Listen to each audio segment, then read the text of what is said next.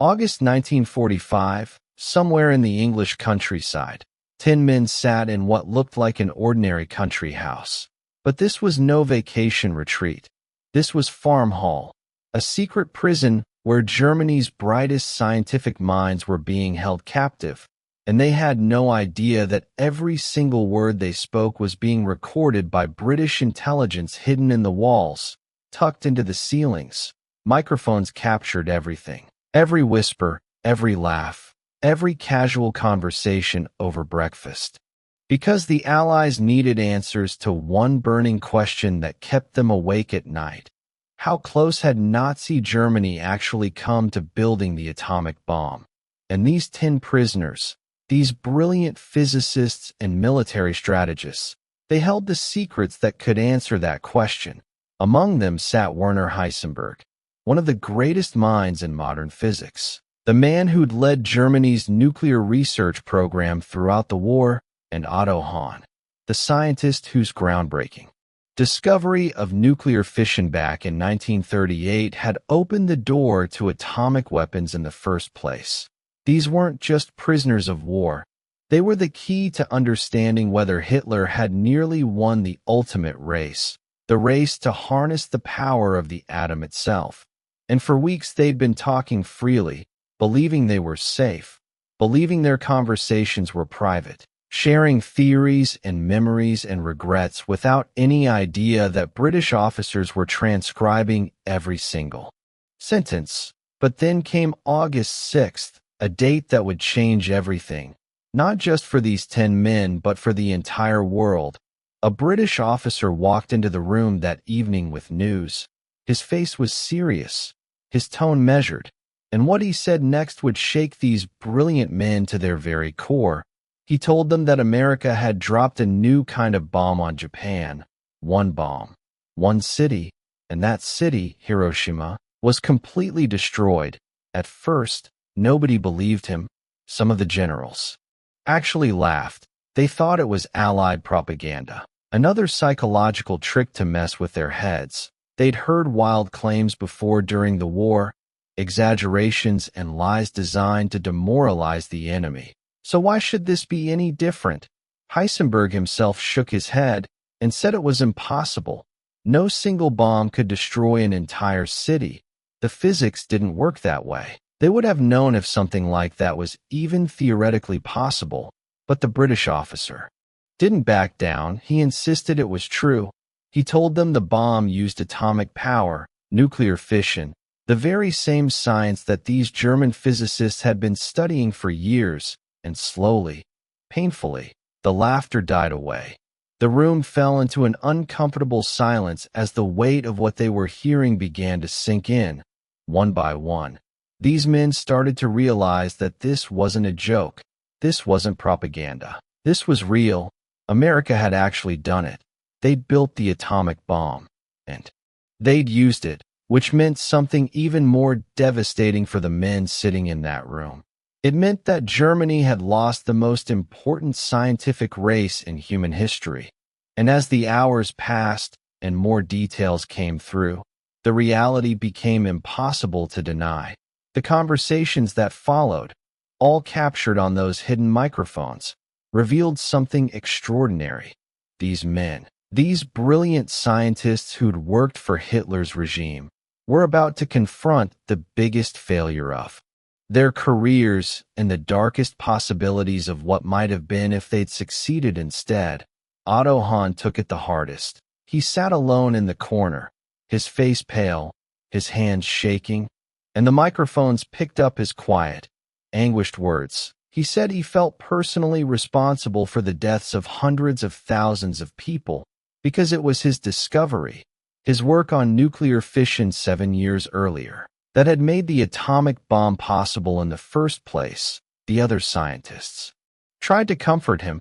They told him it wasn't his fault, that science is neutral, that he couldn't have known what would come from his research. But Hahn couldn't accept their reassurances. The guilt was crushing him. He even spoke about not wanting to live anymore, about how the weight of what his discovery had enabled was too much to bear. And then the conversation shifted to an even more haunting question, the question that would consume them for days. Why hadn't Germany built the bomb first? After all, they'd had the science. They'd had some of the greatest minds in physics. They'd started their nuclear program back in 1939.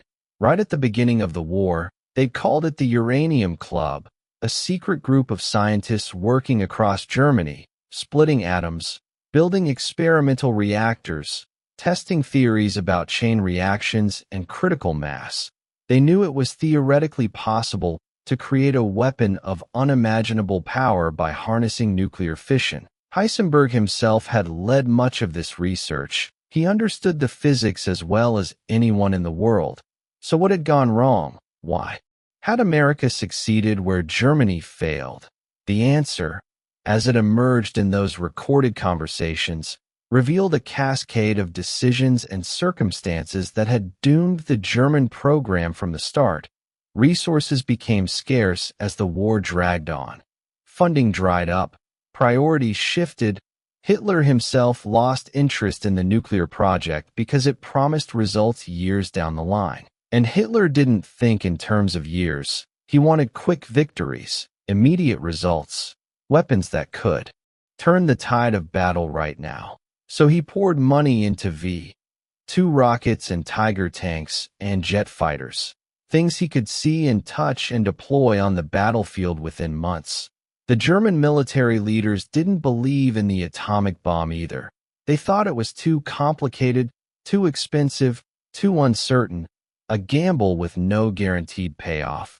And so the nuclear program was slowly strangled. Scientists were reassigned to other projects. Laboratories were shut down. By 1942, the dream of a German atomic bomb was essentially dead. And now, 3 years later, these scientists sat in an English country house listening to the news that America had achieved what they never could, and the regret was overwhelming. But there was something else in those conversations too, something unexpected.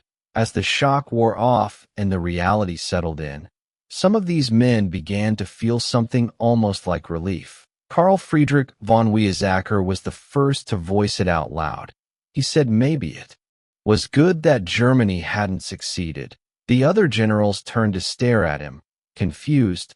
What could possibly be good about losing this race? And Weizsäcker chose his words carefully.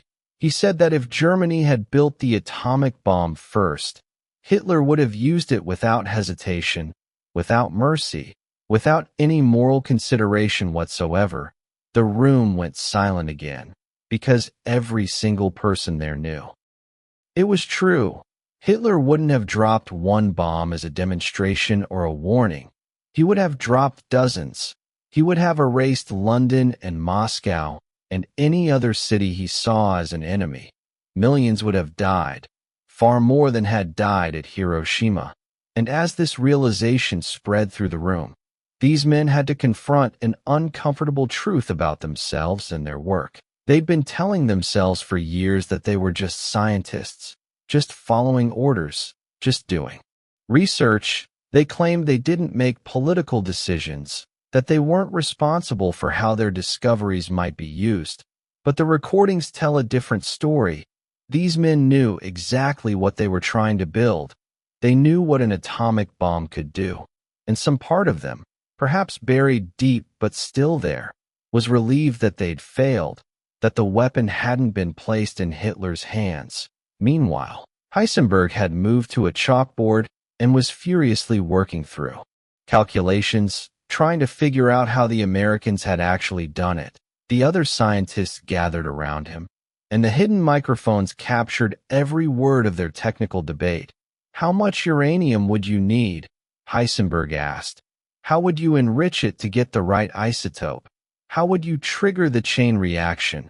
How would you contain the explosion long enough for it to reach critical mass? They debated through the night. Some argued you'd need tons of enriched uranium. Others thought maybe only kilograms if you did it right. They worked through the mathematics, the physics, the engineering challenges, and slowly a picture emerged of what America must have accomplished. They must have used uranium, 235, the rare isotope that makes up less than 1% of natural uranium, or possibly plutonium, a man-made element that doesn't even exist in nature. Either way, it would have required massive industrial facilities, factories the size of small cities, thousands of workers, an enormous coordinated effort, something Germany had never come close to achieving. And what shocked them most was that America had done all of this in complete secrecy. They'd built entire towns, employed over 100,000 people, spent billions of dollars, and Germany's intelligence services had never caught wind of it. The scale was staggering, unimaginable. And as the German scientists worked through the math, they began to understand just how far behind they'd really been. Days passed at Farm Hall. More news trickled in. A second atomic bomb had been dropped, this time on Nagasaki. Japan was preparing to surrender. The war was finally ending. And these 10 German prisoners understood exactly what their place in history would be. They'd lost the most important race of the 20th century. Not a race for territory or resources, but a race for ultimate power. Because the atomic bomb hadn't just ended World War II. It had fundamentally changed the nature of warfare itself. The country that built it first would dominate global politics for generations to come. America had won that race. Germany hadn't even come close. And the recordings captured their final conversations over those days. Some talked about what had gone wrong. They blamed poor leadership, bad decisions, lack of resources, lack of focus. Others talked about fate, about whether things had happened the way they were meant to happen. Maybe we were supposed to lose, one general said. Quietly, maybe the world is actually safer this way. But one question still haunted them. The question that echoed through those secret recordings: could Germany have actually built the atomic bomb if things had been different? And here's what history has since revealed. Germany was never truly close, not in any real sense. Their program was years behind America's. They lacked the industrial capacity. They lacked the resources. They lacked the singular focus that the Manhattan Project had. America spent $2 billion, built entire secret cities like Oak Ridge and Los Alamos, employed over 130,000 people, and brought together the greatest scientific minds from around the world. Germany couldn't match that, especially while fighting a war on multiple fronts, especially while their cities were being bombed and their resources were being stretched to the breaking point.